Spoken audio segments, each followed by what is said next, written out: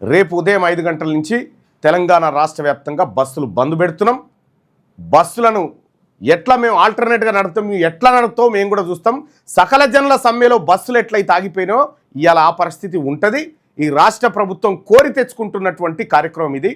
కార్మికులకు నెరవేర్చాల్సినటువంటి 32 డిమాండ్లు ఏవైతే ఉన్నాయో ఆ 32 డిమాండ్ల విషయంలో రాష్ట్ర ప్రభుత్వం వైఖరి చెప్పకుండా ఇంకా దొడ్డిదారిన వ్యవహరిస్తుంది. కాబట్టి మేము కూడా కార్మికులందరం కూడా ఇవాళ తెలంగాణ రాష్ట్రంలో సమ్మె సైరన్ మోగుతూ ఉంది. ఆ సంఘం ఈ సంఘం ఆ సంఘం కాదు, మేమంతా ఆర్టీసీ. ఫస్ట్ మా కార్మికులంతా ఆర్టీసీ. కష్టాలు వచ్చినప్పుడు అందరం ఒకటే. కాబట్టి ఆర్టీసీ కార్మికులారా ఐక్యంగా మనం అందరం కూడా ఈ సమ్మెలో పాల్గొంటా ఉన్నాం.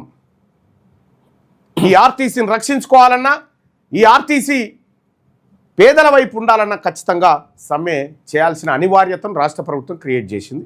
సో రాష్ట్ర ప్రభుత్వమా లేకపోతే ఆర్టీసీ కార్మికుల ఇది తేల్చుకునేటువంటి సందర్భం వచ్చింది.